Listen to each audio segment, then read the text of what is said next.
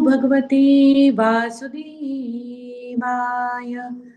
ओम नमो भगवते वासुदेवाय। ओम नमो भगवते वासुदेवाय। नारायणं नमस्कृत्य नरं चैव नरोत्तमं देवीं सरस्वती व्यासं ततो जयमुदीरयेत्। नष्टप्रायेषु भद्रेषु नित्यं भागवत सेवया भगवत्युत्तमश्लोके भक्तिर्भवति नैष्टिकी। कृष्णाय वासुदेवाय देवकीनन्दनाय च नन्दगोपकुमाराय गोविन्दाय नमो नमः। हरे कृष्ण।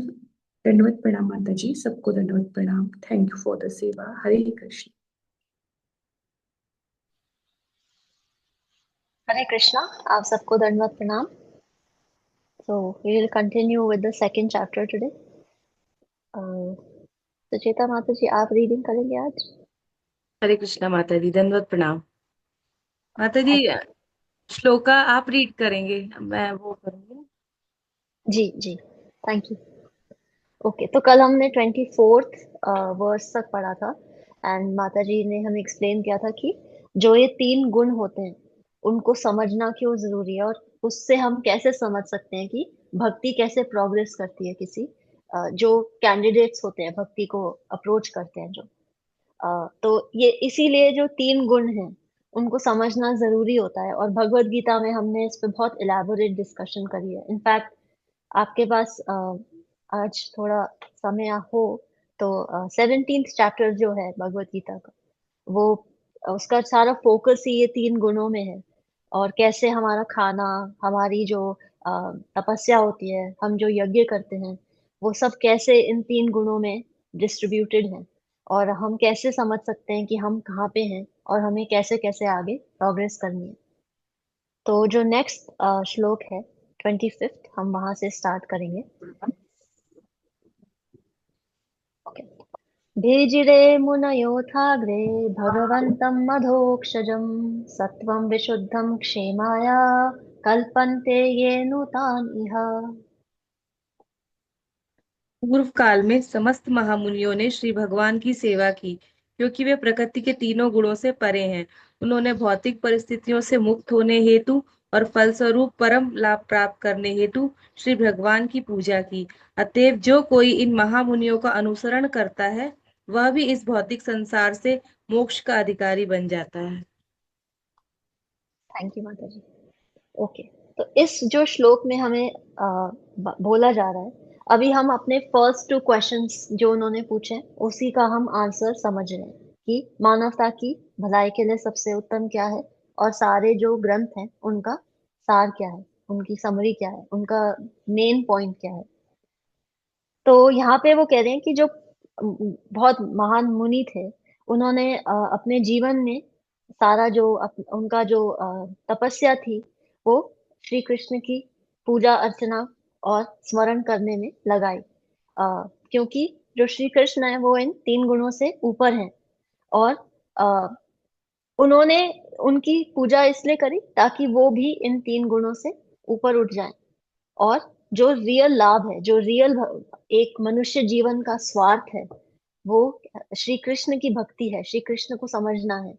अ, तो हमें यहाँ कहा जा रहा है कि जब हम ऐसे लोगों का, ऐसे मुनियों की एक्सपीरियंसेस का अनुसरण करते हैं तो हम लोग भी मुक्ति के लिए एलिजिबल हो जाते हैं, हम भी उसके लिए क्वालिफाई करते हैं। अ, यहाँ पे दो चीजें हमें समझनी चाहिए। जो पुराणे होती हैं उनके लिए ऐसा कहा जाता है कि वो पुराण ऐसा ग्रंथ है जो अपने घुटनों पे बैठ के सुनना चाहिए। क्यों? अगर कोई बैठ नहीं सकता तो क्या वो सुन नहीं सकता फिर? नहीं, उसका मतलब ये नहीं है। उसका मतलब ये है कि घुटनों पे बैठ के जब हम किसी से सुनते हैं तो हम इंस्ट्रक्शन लेते हैं, हम उसको चैलेंज नहीं करते, हम उसको ये नहीं कहते अच्छा आप ये कैसे कह सकते हो, आपकी बात हम कैसे मान लें।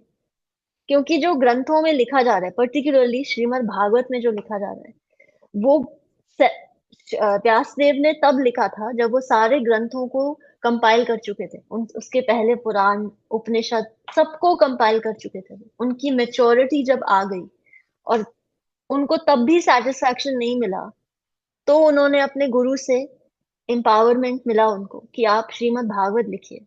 उन्होंने भगवान की लीलाओं का स्मरण हुआ और वो लिखा, और हमारे को ये ग्रंथ पढ़ने का अवसर मिल रहा है। तो जब हम श्रीमद् भागवत सुनते हैं, तो हमें इस माइंडसेट से सुनना चाहिए कि जैसे हम अब घुटनों पे बैठे हैं किसी गुरु के चरणों में। और दूसरी जो इम्पोर्टेंट बात है कि जब हम सुन रहे हैं, तो ऑफ कोर्स अब हम में से कोई सोच सकता है, अच्छा तो फिर हमें डाउट आएगा, तो डाउट नहीं आ सकता मतलब, अगर डाउट आएगा तो फिर हम, मतलब फिर तो हम पूछ नहीं सकते, फिर तो हम बिल्कुल ही यहाँ पे हमें कोई वेलकम नहीं करेगा अगर हमारे मन में डाउट आ गया तो। नहीं, डाउट आना ही एक्चुअली में आपकी प्रोग्रेस का निशान है। अगर अर्जुन के मन में डाउट नहीं आता, तो वो श्री कृष्ण से सवाल ही नहीं पूछ पाते। तो आपके मन में डाउट आएंगे, हमारे मन में, सबके मन में आते हैं, पर उस डाउट को हमें ये कंफ्यूजन नहीं रखना चाहिए कि वो हमारी कोई वीकनेस की निशानी है। वो एक्चुअली में हमारी प्रोग्रेस की निशानी है। तो जब हम भागवत सुन रहे हैं, तो हमें ये अपॉर्चुनिटी दी जा रही है कि जो ये महान मुनि हैं, जिन्होंने अपना पूरा जीवन सिर्फ भगवान को समझने और जानने के प्रयास में लगाया, हम उनका अनुसरण कर सके। क्योंकि जब हम किसी, आइडियलाइज हम सबको करते हैं, किसी ना किसी को आप आइडियलाइज करते हो। आप में से कितने लोग इंस्टाग्राम पे हो,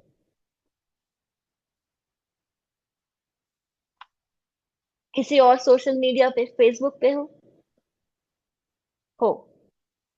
बहुत आम है आजकल, तो सभी लोग होते हैं। आप किसी को फॉलो करते हो इंस्टाग्राम पे? बहुत लोगों को फॉलो करते हैं। राइट, सबको करते हैं, राइट। तो यस। बहुत कॉमन है। आपके फ्रेंड्स भी होंगे फेसबुक पे, तो मतलब आप किसी को फॉलो करते हो और आपके फ्रेंड्स भी हैं, राइट। हाँ, तो यहाँ पे जो एग्जाम्पल दिया जा रहा है वो मुनियों का दिया जा रहा है। उन्होंने भगवान को फ्रेंड किया था फेसबुक पे, और वो इंस्टाग्राम पे सिर्फ भगवान को फॉलो करते थे। उनको कोई मतलब नहीं था, क्योंकि वो रजस, तमस और सतोगुण से ऊपर उठना चाहते थे। तो वो फोकस फॉलो करते थे। हम अभी थोड़े इधर उधर हैं, हम इसको भी फॉलो करते हैं, उसको भी करते हैं, सुबह किसी को कर रहे होते हैं, शाम तक किसी और पे आ जाते हैं। तो हमारे जो गोल है वो यही है कि हम किसी तरह से हमारा जो थोड़ा, जो समय है, समय की जो रेशियो है, वो थोड़ा सा हम भगवान को फॉलो करने में लगाएं, ताकि हम हमारे गुणों में हम बढ़ोतरी करके जब सत्व गुण पे आए, भगवान की और पूजा आराधना कर सके, और फिर हम विशुद्ध सत्व पे आए। तो हमें यहाँ पे ये एग्जाम्पल दिया जा रहा है कि हमें हमें किन का अनुसरण करना चाहिए। क्योंकि अनुसरण करने के लिए आजकल बहुत लोग हैं, पर वास्तविक ज्ञान किसके पास है? वास्तविक ऐसा क्या ज्ञान है जो आपको ना, आपके मन से आपको कन्विंस नहीं करना पड़े अपने आप को घुटनों पे बैठने के लिए। आप अपने आप बैठ जाओ, आपको बस लगे नहीं, ये घुटनों पे बैठ के ही सुना जा सकता है, और कोई इसका तरीका नहीं है दूसरा। तो यहाँ पे हमें ये बताया जा रहा है कि हमें कैसे लोगों का अनुसरण करना चाहिए। क्योंकि जब हम, जैसे हमारी हमारी मानसिक, जैसे सपोज आज आप सोचो दो देशों के बीच में युद्ध हो रहा है, और आज अनफॉर्चुनेटली बहुत जगह ऐसी सिचुएशन है आज। अ, तो जो सपोज एक कंट्री है, वो, उसका जो प्रधानमंत्री है, राष्ट्रपति है, वो क्या, वो अपने जनता को क्या कहेगा? आप सब प्रार्थना करो कि हमारा देश विजय हो। दूसरे देश का प्रधानमंत्री, राष्ट्रपति क्या कहेगा अपनी जनता से? आप प्रार्थना करो कि हमारा देश विजय हो। और उस समय जो चोर होगा, वो प्रार्थना क्या कर रहा होगा कि आज तो सब बिजी होंगे प्रार्थना में, तो आज जब मैं भगवान चोरी करने जाऊं, तो आप बस कोशिश करना कि कोई अड़चन नहीं आए, कोई मुझे नोटिस नहीं करे। और उस समय जो गृहस्थ होगा वो क्या सोचेगा कि आज हम सब बिजी होंगे भगवान, तो आप किसी चोर को हमारे घर मत आने देना। तो ये हमारी सिचुएशन है, हम इस तरह से प्रेयर करते हैं अपने फायदे के लिए हर तरह से। लेकिन श्रीमद् भागवत हमें क्या बोल रही? प्रेम पुमर्थो महान, कि भगवान से प्यार करने का प्रयास करो। आप किसी से प्यार करोगे तो आप धीरे धीरे उसको जान भी जाओगे।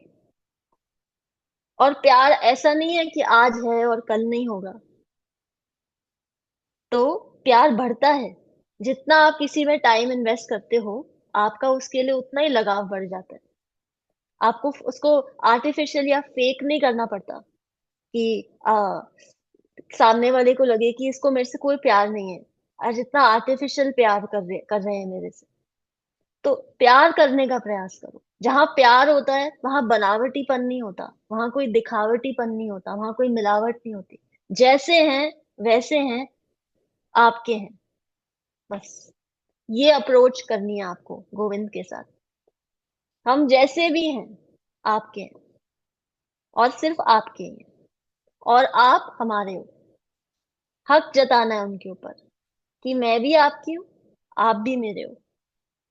वन साइडेड रिलेशनशिप नहीं है ये, टू साइडेड है। जो टू साइडेड रिलेशनशिप होता है वही रियल रिलेशनशिप होता है। Okay? हम नेक्स्ट वर्स पे जाएंगे, 26। ओके। मुमक्षवो घोर रूपान हित्वा भूतापतिन अथा नारायणा कला शांता भजन्त्य या अनसूयवा। मोक्ष के प्रति गंभीर मनुष्य निश्चित रूप से द्वेष रहित होते हैं और सबका सम्मान करते हैं, किंतु फिर भी वे देवताओं के घोर व भयानक रूपों को अस्वीकार करके केवल भगवान श्री विष्णु तथा उनके स्वशांशों के कल्याणकारी रूपों की ही पूजा करते हैं। थैंक यू माता जी। ओके, तो यहाँ पे जो हमें एक थोड़ी सी फिलोसॉफिकल बात बताई जा रही है कि अ, जब हमें समझ में आ गया कि जन्म मृत्यु जरा व्याधि का चक्र चल रहा है और हम उस चक्र में काफी काफी अनेक अनंत कोटियों से लगे हुए हैं, चल रहे हैं, तो हमें समझ में आ जाता है कि अल्टीमेटली हमें हमारा गोल क्या है?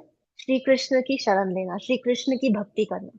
तो जब हमें वो सिंसियरिटी और वो डायरेक्शन मिलता है लाइफ में कि यही हमारा अल्टीमेट गोल है, तो अ, हमें ऑटोमेटिकली जब समझ में आ जाता है कि ईश्वर परमा कृष्णा, एक ही ईश्वर है और कोई ईश्वर नहीं है, तो हमें ये डाउट्स जो हैं हमारे मन में, या क्वेश्चंस हैं, या हमारे को जो हमारा ज्ञान जो अधूरा है कि देवी देवता और भगवान में कोई डिफरेंस नहीं होता, या देवी देवताओं की पूजा करने से हमें ये मिल जाता है, तो वो जो अज्ञानता है वो कम होने लगती है।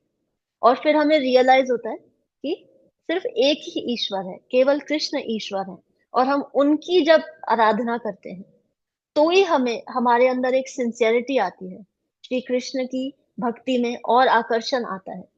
तो यहाँ पे जो बात जरूरी है समझनी वो ये है कि जो श्री कृष्ण है वो दो तरीके से एक्सपैंड होते हैं, दो कैटेगरी में एक्सपैंड होते हैं। पहला क्या है? एक उनके अवतार होते हैं जिनमें उनकी सारी पावर और सारी शक्ति होती है, और एक तो वो विष्णु तत्व होते हैं। और जो दूसरी एक्सपेंशन है, दूसरी कैटेगरी है, वो जीव तत्व की है, जो भगवान के पार्ट एंड पार्सल है, भगवान के ही पार्ट है वो, लेकिन भगवान नहीं है। हम भी उस जीव तत्व में आते हैं, और जो देवी देवता हैं वो भी उसी जीव तत्व में आते हैं, वो भी भगवान के पार्ट एंड पार्सल है। आ, वो भगवान जितने पावरफुल नहीं है और कभी भी नहीं होंगे, तो हमें उनको कभी भी विष्णु तत्व नहीं समझना चाहिए कि वो भगवान जैसे हैं, या भगवान जितने पावरफुल हैं वो नहीं है। वो भी हमारी जीव तत्व की कैटेगरी में आते हैं। और ऑफ कोर्स अब बहुत लोग ऐसे हैं जो अ, देवी देवताओं की पूजा करते हैं, जिनके ट्रेडिशंस हैं, जिनकी लाइफ का ये पार्ट है, जो जो देवी देवताओं की पूजा करते हैं। लेकिन श्रीमद् भागवत ये कहती है कि जो तमस और रजस गुण की भक्ति है वो उसमें देवी देवताओं को पूजा जाता है, लेकिन जो सतोगुण की भक्ति है और उससे ऊपर जो है उसमें सिर्फ विष्णु तत्व को पूजा जाता है, श्री कृष्ण और श्री कृष्ण के अवतारों को।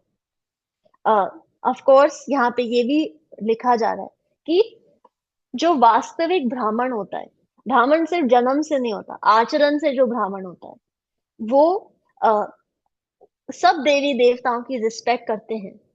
अ, और वो समझते हैं कि जो ये देवी देवता हैं वो भगवान के, जैसे भगवान प्रधानमंत्री हैं तो देवी देवता उनके कैबिनेट मिनिस्टर है। वो ये बात अंडरस्टैंड करते हैं, और वो ये सब जानने के बाद भी अपना सारा जो फोकस है, अपनी सारी जो एनर्जी है वो प्रधानमंत्री पे लगाते हैं। क्योंकि जब आपकी प्रधानमंत्री से डायरेक्ट अप्रोच हो सकती है तो फिर आप मंत्री के थ्रू क्यों जाना चाहोगे? जब आपको पता है कि जो प्रधानमंत्री हैं वो मुक्ति पदा है, वो ही आपको मुक्ति दे सकते हैं, उनका सैंक्शन चाहिए, उनका स्टैंप चाहिए, तो फिर हमें देवी देवताओं की पूजा की आवश्यकता नहीं होती। अब जैसे हिरण्यकशिपु का यहाँ एग्जाम्पल दिया जा रहा है कि उन्होंने हजारों सालों तक तपस्या करी, इतनी धूप में हजारों साल तक खड़े रहे, इतना कि उनके शरीर पे चींटियों ने घर बना लिए, उन्होंने खाना छोड़ दिया, इतनी तपस्या करी। क्यों? क्योंकि वो एक्चुअली में उनका रीजन क्या था कि उनको कोई मार नहीं सके। वो, और ऐसा हो नहीं सकता क्योंकि जिसने शरीर धारण किया है मृत्यु निश्चित होती है। लेकिन उनका ज्ञान अधूरा था, तो उन्होंने इतनी तपस्या करी कि उनको कोई मार नहीं सके। और उनके जो, जिनके लिए वो तपस्या कर रहे थे, ब्रह्मा जी के लिए, उन्होंने आके उनको ब्लेसिंग दी। लेकिन फिर भगवान उनसे ऊपर है, और हिरण्यकशिपु ने क्या कहा था कि मेरे को कोई ह्यूमन भी नहीं मार सके और कोई एनिमल भी नहीं मार सके। तो भगवान ने कहा अच्छा ठीक है, तो मैं ह्यूमन और एनिमल कंबाइन होके आ जाता हूँ, नरसिम्हा अवतार में आ जाता हूँ। तो इसीलिए जब हम अपनी लिमिटेड इंटेलिजेंस से कुछ किसी देवी देवता को अप्रोच करते हैं तो हमें लगता है कि हाँ मैंने ये भी मांग लिया, ये भी मांग लिया, ये सब मिल जाएगा तो वो तो मिल ही जाएगा। हम अपने माइंड में ये लॉजिक बिठा लेते हैं कि ये मिल जाएगा तो वो भी मिल जाएगा। हम ये भूल जाते हैं कि जिसने हमें बनाया है, जिसने हमें बुद्धि दी है, उसके पास पूरे ब्रह्मांड की बुद्धि है। जो एक सांस लेके अनेकों ब्रह्मांड बना देता है, उसके आगे हमारी बुद्धि क्या है? जैसे कई बार जैसे ऐसे बोलना नहीं चाहिए, लेकिन हम कई बार बोलते हैं ना, ये तो बिल्कुल ही गधा है। तो हमें ये सोचना चाहिए कि जब हम अपने आप को थोड़ा सा स्मार्ट समझने लग जाते हैं तो हमारे पास जीवन में ऐसे संग होना चाहिए जो हमें कह सके तू तो बिल्कुल ही गधा है, जो हमें जमीन पे ला सके। क्योंकि हम अपनी इंटेलिजेंस हमारी बहुत लिमिटेड है। हम अपने आप को जब ज्यादा स्मार्ट समझने लग जाते हैं कि हमने तो सारे बॉक्सेस चेक कर लिए, अब तो सब अच्छा ही होगा, हम उसी समय हम अपने लिए प्रॉब्लम खड़ी कर लेते हैं, क्योंकि हमारा ज्ञान अधूरा है। तो इसीलिए जब हम देवी देवता से प्रार्थना करते हैं कि हमें कुछ दे दो, सपोज आपको मिल भी जाएगा लेकिन उसका एंड रिजल्ट क्या होगा? फ्रस्ट्रेशन। क्योंकि कई बार क्या होता है, हम मांगते कुछ है लेकिन उसके साथ चार पांच चीजें एक्स्ट्रा और आ जाती है जो हमने एक्सपेक्ट नहीं करी होती, वो फ्रस्ट्रेशन का कारण बनती है। कई बार हम कुछ मांग लेते हैं लेकिन वो ज्यादा दिन ठहरता नहीं है जीवन में, वो भी फ्रस्ट्रेशन करता है। हम जब कुछ मांग लेते हैं और वो कुछ मिल भी जाता है, अल्टीमेटली लास्ट में हमें यही रियलाइज होता है लेकिन एक्चुअली मुझे ये सेटिस्फाई नहीं कर रहा, मुझे चाहिए वो है, ये नहीं सेटिस्फाई कर रहा मुझे। क्योंकि हम सेटिस्फाई हो ही नहीं सकते इतनी जल्दी से। तो जब हमने भगवत गीता पढ़ी थी तो ये एक क्वेश्चन है, जो भगवत गीता का पहला श्लोक है उसका पहला शब्द क्या है?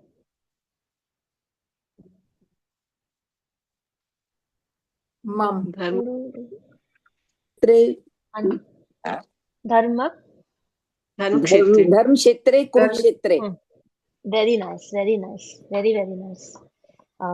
ओके, सो धर्मा पहला शब्द है। भगवत गीता का जो लास्ट श्लोक है उसका लास्ट वर्ड क्या है?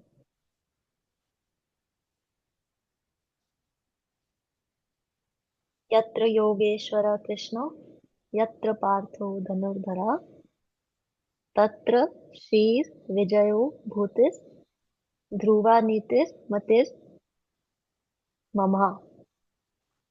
ममहा, तो आखिरी शब्द है ममहा। तो ऐसे जब भगवत गीता पे एक कमेंट्री लिखी गई कि जो पहला शब्द होता है और आखिरी शब्द होता है वो सार होता है किसी भी ग्रंथ का। तो धर्म पहला शब्द, ममः आखिरी शब्द।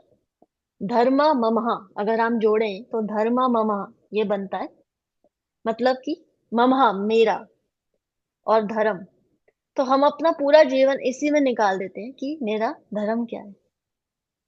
यही हमारे जीवन का क्वेश्चन होता है जब भी हम किसी प्रॉब्लम में आते हैं, मुझे इसमें क्या करना चाहिए। कोई अच्छी चीज सिचुएशन होती है, मुझे इसमें क्या करना चाहिए, मैं इसमें मेरा क्या रोल है। तो यही हमारे लाइफ की समरी है, धर्म ममा। तो इसीलिए ज्ञान लेना और असली ज्ञान लेना, मुनियों के जो पथ है उस पे अनुसरण करना, श्री कृष्ण को अल्टीमेट गोल समझना ही हमारी लाइफ का गोल है। श्रीमद् भागवत ये भी कहती है कि अगर कोई व्यक्ति श्री कृष्ण की भक्ति करता है और इमेच्योरिटी की वजह से कभी कभार पथ से भटक भी जाता है, तो भी उसके लिए कोई डेंजर नहीं है, उसके लिए कोई प्रॉब्लम नहीं है फ्यूचर में। क्योंकि हमने भगवत गीता में भी ये पढ़ा था कि भगवान किसी ना किसी तरह उसको रीडायरेक्ट कर देते हैं। हमें ऐसे लगता है कि भगवान हमें रिजेक्ट करते हैं, हमसे कुछ गलत हो जाता है तो, या हम पथ भ्रष्ट हो जाते हैं तो हमें ऐसा लगता है हमें रिजेक्ट कर दिया भगवान ने। वो रिजेक्ट नहीं करते हैं, वो रीडायरेक्ट करते हैं आपको कि आप पथ भटक गए हो, आप दोबारा कैसे आ सकते हो। वो किसी ना किसी रूप में, किसी ना किसी सोर्स से आपसे दोबारा कनेक्ट करेंगे, किसी ग्रंथ से, किसी डिवोटी से, प्रसाद से, किसी अपॉर्चुनिटी से, किसी ना किसी तरह से वो आपको रीडायरेक्ट करेंगे। तो श्री कृष्ण की भक्ति का ये एडवांटेज है, विष्णु तत्व की भक्ति का यही एडवांटेज है कि आप पथ भ्रष्ट हो जाओगे, ये स्वाभाविक है। ये आपसे एक्सपेक्ट करके, ये एक्सपेक्टेशन रखी हुई है आपसे भगवान ने, लेकिन वो रिजेक्ट नहीं करेंगे आपको, वो रीडायरेक्ट कर देंगे। लेकिन जब हम जीव तत्व को प्रार्थना करते हैं, वो हमारे साथ उतना ही एक्सचेंज करते हैं जितना हमने तपस्या करी होती है। और हमारे जीवन में हर रोज वो सेम सिचुएशन नहीं होती कि हम सेम डिग्री की तपस्या कर सके। सपोज हम कल बीमार हो जाएं, तो हम कैसे अपनी पूजा कर पाएंगे, हम कैसे तपस्या कर पाएंगे। लेकिन तो देवी देवता हमें उतना ही फल देते हैं जितनी हमारी तपस्या होती है। पर विष्णु भगवान जी ऐसे टिट फॉर टैट नहीं करते कि तुमने इतना किया और मैं इतना ही दूंगा। नहीं, तुमने मेरे को चुना है, तुम मेरे को भगवान रूप में पूजते हो, तुम मेरे हो, मैं तुम्हारे लिए रिस्पॉन्सिबल हूँ। ओके, अब हम नेक्स्ट वर्स पे जाएंगे। 27। रजस्तमः प्रकृतया समाशीला भजन्ति वै पितृभूता प्रजेशादिन श्रीवैश्वर्य प्रजेपस्वः। जो मनुष्य रजोगुणी तथा तमोगुणी हैं, वे पितरों, अन्य जीवों तथा उन देवताओं की पूजा करते हैं जो सृष्टि संबंधी कार्यकलापों के प्रभारी हैं, क्योंकि वे स्त्री, धन, शक्ति तथा संतान का लाभ उठाने की इच्छा से प्रेरित होते हैं। थैंक यू माता जी। ओके, तो यहाँ पे हमें उसी उसी जो हमने लास्ट वर्स में बात करी थी, हम उसी को कंटिन्यू करें कि जो तामसिक और राजसिक भक्ति करते हैं, जो वर्शिप है, वो उसमें देवी देवता भी आते हैं। लोग कई बार देवी देवताओं की उसको उसमें उस कैटेगरी में देवी देवता आते हैं, पितृ आते हैं, फोर फादर्स, और कुछ लोग दूसरे इंसानों की भक्ति करते हैं, क्योंकि उनका जो गोल है वो प्रेम पुमर्थो ममाहान नहीं है। वो उनको प्रेम से कोई मतलब ही नहीं है, उनको पता ही नहीं है प्रेम क्या होता है। क्योंकि वो जो ये जो भौतिक जगत का प्रेम है, आ, आ, वो जो हम फूल, जैसे शोले पिक्चर में फूल तोड़ता है ना Dharmendra, she loves me not, आज प्यार करती है नहीं करती, करती है नहीं करती, करती है नहीं करती, उनका गोल वो है। वो उसी उसी चक्कर में लगे हुए हैं। हमने इसके बारे में तभी बात करी थी जब कुंती महारानी की प्रेयर्स आती है कि जन्म ऐश्वर्य, उनको उनका जो गोल है वो यही है कि हमने ये जीवन हमें मिला है, तो हम कैसे हमारा जीवन में ऐश्वर्य हो, कैसे हमारे जीवन में बहुत धन धनाढ्य हो, बहुत पावर हो, मैं एक कदम रखूं तो 100 लोग मेरे आगे झुक जाएं। ये जो गोल्स हैं, ये एक्चुअली में जब किसी के ऐसे गोल होते हैं तो वो ये रिफ्लेक्ट करते हैं कि उनकी मन की परिस्थिति क्या है। जो भी हमारे बाहर की जीवन की परिस्थितियां हैं वो वास्तविक में क्या है, हमारे अंदर मन की जो भाव है वो ही हमारे बाहर की जीवन की परिस्थितियां में बदल जाते हैं। क्योंकि कोई भी चीज अगर बनती है इस दुनिया में तो पहले वो मन में बनती है।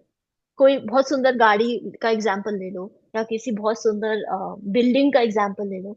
आप पहले उसका मन में स्मरण करते हो, चिंतन करते हो, फिर वो चर्चा का विषय बन जाता है और फिर वो एक्चुअली में आप जीवन में उसको खींच लेते हो अपनी अपनी तरफ। तो यहाँ पे जब हम इन छोटी छोटी चीजों के लिए भागते हैं जीवन में, तो वो हमारे मन की परिस्थिति को रिफ्लेक्ट करता है, जो कि क्या है कि पहली बात तो हमें ज्ञान नहीं है, और उससे भी बड़ी प्रॉब्लम क्या है, हम ज्ञान लेना नहीं चाहते। क्यों? हमें सब पता है। हमारे जीवन की जो सबसे बड़ी प्रॉब्लम है वो एक ही स्टेटमेंट है, ये ऐसा ही होता है, ऐसा ही होता था, आगे भी ऐसा ही होगा। क्यों हो रहा है, कैसे हो रहा है, ये पूछने का हम प्रयास ही नहीं करते। जब तक हम अपने अंदर एक क्यूरियोसिटी नहीं लेके आएंगे कि मैं ये कर क्यों रही हूँ, या ये ऐसे क्यों होता है, मैंने कभी सोचा क्यों नहीं कि ऐसे क्यों होता है, तब तक हम उसी साइकिल पे चलते रहेंगे बिना किसी गोल के। क्योंकि आपके पास कितना ही धन धनाढ्य आ जाए, कितना ही नाम और कितना ही आपके जीवन में धन और सुंदर जो भी आप चाह रहे हो वो आ जाए, वो आपको सेटिस्फाई नहीं कर सकता, फुल लॉन्ग टर्म में सेटिस्फाई नहीं कर सकता।